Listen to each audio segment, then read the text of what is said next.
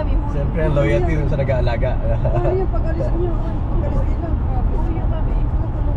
Hindi na, 2 araw na natutulog sa amin. Sarap ng tulog yan, no? Sarap na tulog namin. Walang interruption. Walang So, na bumabangon kumuha ng bote. Oo, di ba? Si John John. Si John John mag-iinit eh. Ah, naku, pati si Jojo pinupuyat mo. Grabe, binatang tao. Kawawa pala si Jonathan, no? Nung Hindi na mag-asawa yan. hindi na makatulog si Jonathan, no? Oo, parang kami. Tapos Ang nag-work problema pa. sa kanya, once nagising siya, hindi na siya nakakatulog. Ako Yun, naman, yun ang mahirap. ako naman, Oo, ako, nakakatulog ako. Ay, kayo ng kuya mo, kahit na, Anywhere. ako pagka nagising na, mahirap na matulog. Anywhere ako. Kahit saan ako nakakatap. Pero masarap matulog pag naka-wine, no?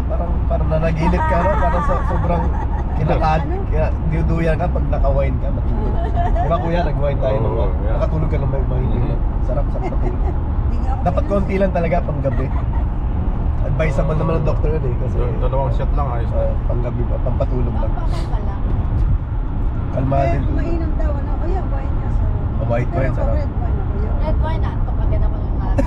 Yung parang may ano yun, Yung white wine, sumasakit talaga ang ulo. Kaya, dala. Maganda sa heart yun eh. Yung may Revestrol.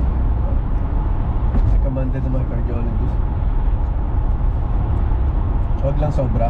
Mga talaga. A day kung talaga konti lang. Maraming bumibiyahe pa, ano? So, pagkatapos ng, huwag mong halikan yan. Ako, pagka dumitikit sa akin ganun, ini-slam ko yung brakes ko. Mas gusto ko ganun. Mga, siguro pabiyahe na ito, pabalik ng mga ano Wala na. lang sa isulihin na. So, pa-traffic naman yung highway na. Kasi weekend na eh, pa-week na. Or bukas siguro ang rush hour. Nakabuka siguro. Ako, mga airport, nakakita mo ba sa news? Grabe. Ano na? Punong-puno. Congested. Ang daming canceled, ang daming... Oh, no. Ano dahil sa snow?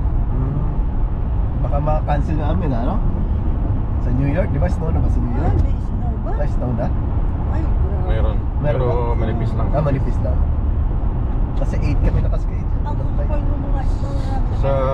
Sa Buffalo ang Magpalo New York. Kasi malapit na sa Canada. Canada. No? Ang lamig kasi ito sa Canada. Teka lang. So, anong oras kaya ang umpisa ng biyahe ni nangyari? Nahatik ka din. Wala na, after baptism, diretso na. 8 packing na. Tapos 12 noon pa yata yung flight namin. So, ilang oras mang biyahe? Anong oras yung flight niyo? 12 noon. Ah, 12 noon. Ah. Mag-check-in kayo, kailangan 3 hours. 3 hours. Diretso na ng airport yan. Diretso na po. After ng Hindi sila dadaan sa tita ko. Hindi na rin matutulog, no? Hindi Kasi na sila mga istorbo daw.